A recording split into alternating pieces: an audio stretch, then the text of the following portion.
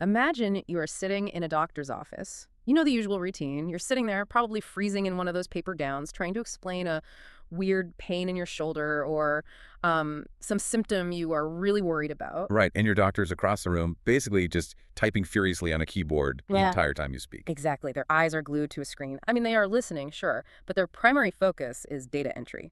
But now, imagine a completely different scenario. The keyboard is just gone. The doctor is actually looking right at you, having a normal, empathetic conversation, making eye contact. And instead of the doctor typing, an invisible AI is listening to everything, instantly converting your messy, looping conversation into a perfectly structured, flawlessly coded medical chart. It sounds like magic, but it brings up a massive, somewhat terrifying issue. If an AI is suddenly responsible for writing down your medical history, what happens if it gets it wrong? That is the million-dollar question. Because these ambient AI scribes are entering exam rooms right now across the country.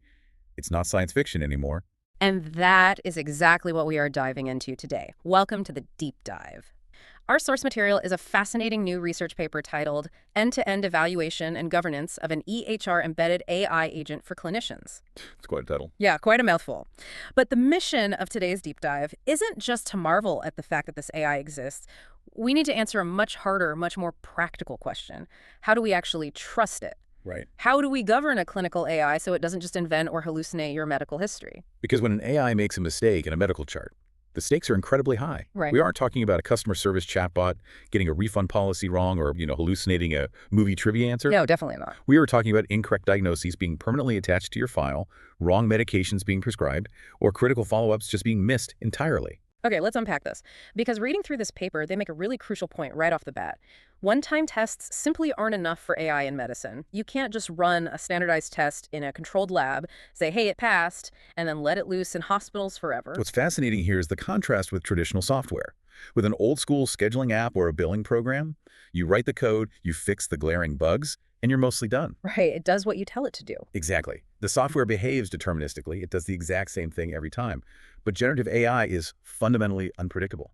It requires continuous governance. And by governance, the researchers mean this ongoing, relentless practice of monitoring, evaluating, iterating, and reevaluating the system's performance throughout its live deployment. The development cycle is literally never actually finished. It's a living system. Yeah. So to figure out how you govern an AI, we really have to look under the hood and understand what this specific AI is doing while you're in that paper gown.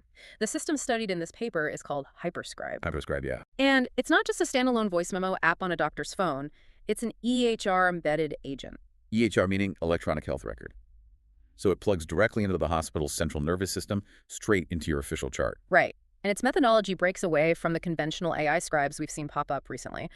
Most early scribes basically sit there, record your entire 20-minute visit, and wait until you leave the room. Right, they just wait until the end. Yeah, and then they take that massive audio file and try to digest it all at once to generate one giant medical note. But Hyperscribe uses what the developers call chunk-wise processing. It's constantly chewing on the conversation in near real time. Yeah. The paper notes the median processing time per chunk is just 8.1 seconds. So it's digesting a few sentences at a time as they happen. And it pushes that audio through a highly structured 4-stage pipeline. I want to spend a second on this pipeline because it completely changed how I view these systems. We should definitely break those stages down. This architecture is the entire key to why the system is governable in the first place. Okay, lay it out for us. So stage 1 is audio to transcript. The system uses a speech-to-text service to turn the raw sound in the room into timestamped text. And it identifies who is speaking, right? Exactly. Then stage 2 is transcript to instructions. It takes that text block and detects the clinical intent. Like, is the doctor simply making an observation, or are they actually deciding to prescribe a specific medication? Got it. Then we hit stage 3, which is instructions to parameters. The AI translates that human intent into a structured digital object using standard medical ontologies. Yes. And I had to pause here when reading the source. An ontology, in this context, is essentially a standardized translation dictionary. Right, because human doctors use 1,000 different ways to describe a headache. But the hospital's billing and pharmacy computers only understand one specific standardized code. Yeah, ontologies like ICD-10 for diagnoses or RxNorm for medications, they force the AI to map the messy human language to the exact digital code the hospital requires. Precisely. It acts as a universal translator, which leads to stage 4 parameters to commands. The final step. Right. The system takes those standardized codes and creates the actual executable update. the literal command that gets injected into the patient's medical chart. So instead of a magic black box where conversation goes in on one side and a completed medical chart mysteriously pops out the other, this is more like an assembly line. Yes, that's a great way to put it. With 4 distinct conveyor belts. Audio to text, text to intent, intent to code, code to chart. If a defect happens, the engineers don't just stare at a broken black box. They can look at the factory floor and see exactly which conveyor belt the defect occurred on. The researchers actually call this explicit intermediate reasoning. Explicit intermediate reasoning. Right. If an AI just spits out a final note and there's a massive clinical error, developers have absolutely no idea how the neural network arrived at that error. The thought process is hidden. The black box problem. Exactly. But with an assembly line model, they have logs at every single step. They can pinpoint the exact moment the logic failed. And there is a detail from the paper regarding this assembly line that I thought was brilliantly simple. They purposefully blindfold the AI at the start. They do? They don't give the AI access to your entire medical history when you walk in the room. Patient context is introduced incrementally. We call it graduated context injection. Right. At stage 1, the AI only has the raw audio of the room. At stage 3, it gets minimal demographics, maybe your age and sex. And it is only at stage 4, the final command stage, that the AI is actually given your full medical chart. I mean, think about it. If the AI reads your chart on minute 1 and sees you had a severe migraine 5 years ago, it brings that bias into the room. Exactly. It might misinterpret a normal, unrelated conversation today. Maybe you just say you're tired and falsely document that you're complaining about a migraine again. No. By keeping the chart hidden until the very end of the assembly line, the AI is forced to rely solely on what is actually being spoken in the room right now. It creates a firewall against hallucination based on historical data. That is so smart. So we have this assembly line running. But, you know, no factory floor is perfect on day 1. When this actually hits a clinic, things are going to break. Oh, inevitably. How do they catch those defects in the real world? Because the paper outlines 4 pillars of governance, right? Rubric validation, live feedback, technical performance monitoring, and cost tracking. Yes. And let's look at the live feedback first. The researchers analyzed over 100 live feedback entries, 107 to be exact, from actual doctors, using the system in real patient encounters over a 3-month period. Wow, so real-world stress testing. Exactly. And the most common error they flagged, making up almost 40% of the feedback, was what they called command generation failures. Okay, meaning what? Essentially, the AI wasn't producing the structured clinical actions correctly. A doctor wrote in and said, look, the patient history is great, the physical exam is well documented, but the treatment plan the AI generated is literally just 1 sentence long. Oh, wow. Yeah, a 1-sentence treatment plan is practically useless to a physician trying to coordinate complex care. It's a total failure of clinical depth. But because they used that assembly line architecture we discussed, the engineering team could investigate exactly where the depth was being lost. They didn't have to scrap the whole model. No, they just changed the infrastructure on that specific belt, improved the guardrails in the prompting, and gave doctors the ability to customize the command depth. But there is another error category in those logs that frankly gave me pause. It was a smaller percentage, about 7.5% of the feedback, but clinically it is much more concerning. Ah, the speaker misattribution. Yes. Speaker misattribution. In one specific case highlighted in the paper, the AI near perfectly recorded a patient's history, but it mistakenly attributed the father's psychiatric issues to the patient. If we connect this to the bigger picture, you can see how catastrophic that could be. If a chart permanently records that a patient has a severe psychiatric history when it was actually their family member sitting in the chair next to them. That's a nightmare. It could alter the medical care, the prescriptions, and even the insurance interactions the patient experiences for years to come. So you have an AI that is fundamentally confused about who is who in the room. How do you govern that? Well, this is where that explicit intermediate reasoning proves its worth again. The engineers looked at the logs and traced the failure back to stage 2. The transcript to instructions stage. Exactly. The instructions given to the AI at that specific point were simply too vague about conversational roles. They realized the AI didn't have a strict enough definition of patient versus guest. Right, so they tweaked the prompt for that specific stage. They forced the AI to explicitly distinguish between the patient, the clinician, and any family speakers present before it did anything else. That makes total sense. They also swapped out their speech-to-text provider for a completely different model that had stronger inherent speaker recognition. And the results of this continuous feedback loop were just staggering. Over that 3-month trial period, the nature of the feedback shifted completely. The numbers really tell the story here. They do. In September, nearly 80% of the feedback entries were doctors reporting errors. By December, errors had dropped to just 30%. That's a huge drop. And at the same time, positive observations where doctors were actually taking the time to report the system was doing a great job rose from 14% to 45%. They were catching the defects, isolating them on the assembly line, and patching them in real time. It proves that a deployed clinical AI can actually be systematically improved. It doesn't have to degrade over time. Right. However, before any of those fixes, like that prompt tweak for the father's psychiatric history, are pushed to live doctors, they have to be rigorously tested. You can't just wing it. No, you cannot just alter medical software code, deploy it, and hope for the best. You have to evaluate it against a rock-solid benchmark. Which introduces a massive hurdle. Grading that benchmark is shockingly expensive. Incredibly expensive. To evaluate the AI's performance, the researchers had 20 human clinicians spend 919 hours reviewing 823 clinical cases.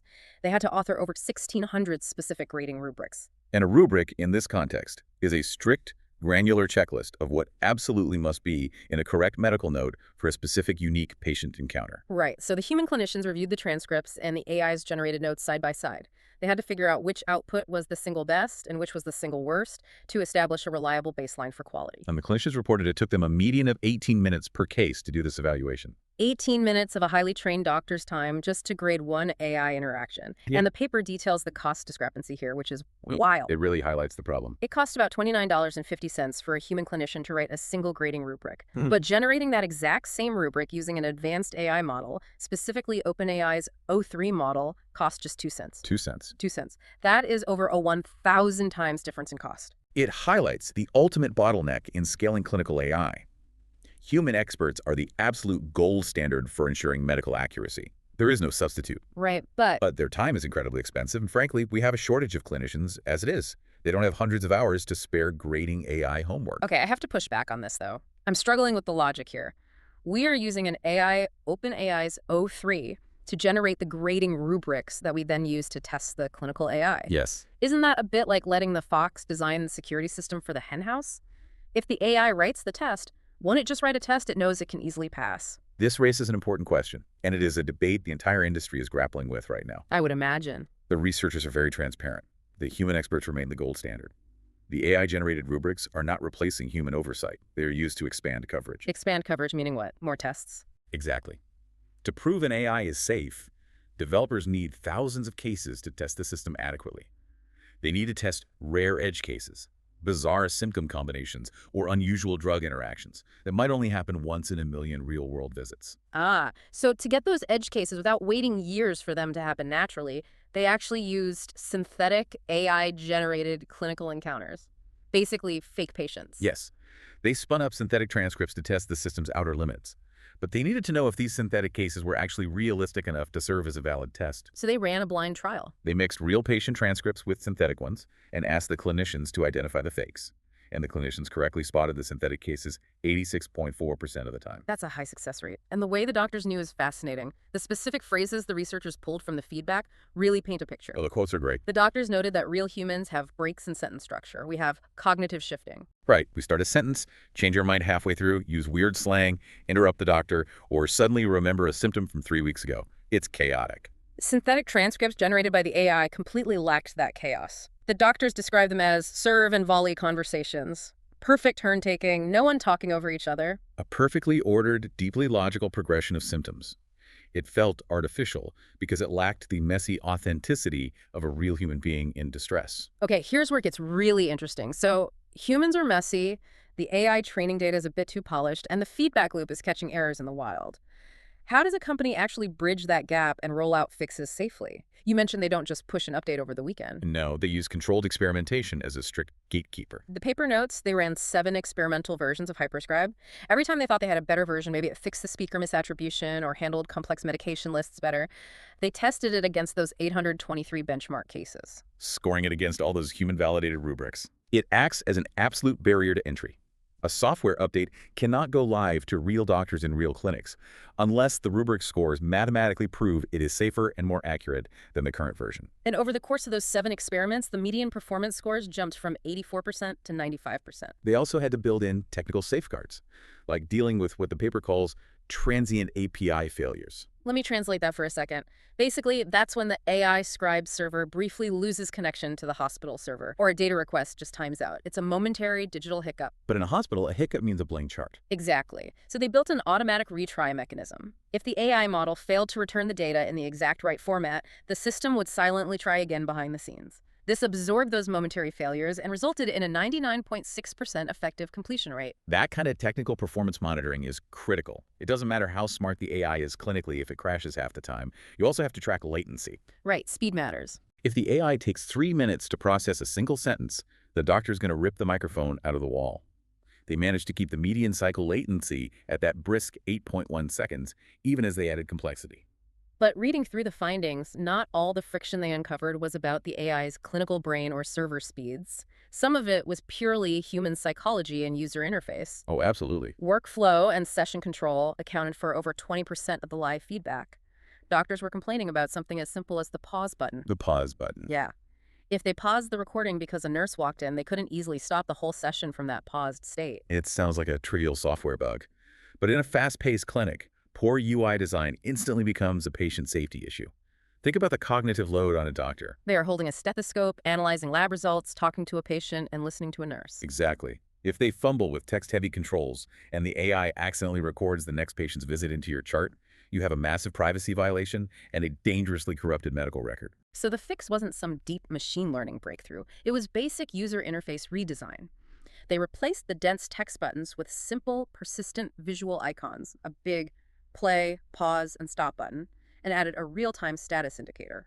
Visual icons are processed much faster by a stressed brain than reading text. They also ran into an issue with granularity mismatch, which made up about 17% of the feedback. Different doctors simply want different things. Right. Some doctors felt the AI notes were way too detailed, practically a verbatim transcript of the room. While other doctors, perhaps dealing with complex chronic illnesses, thought the AI notes were far too brief and left out vital nuances. And you can't code a single AI to satisfy two completely opposite preferences.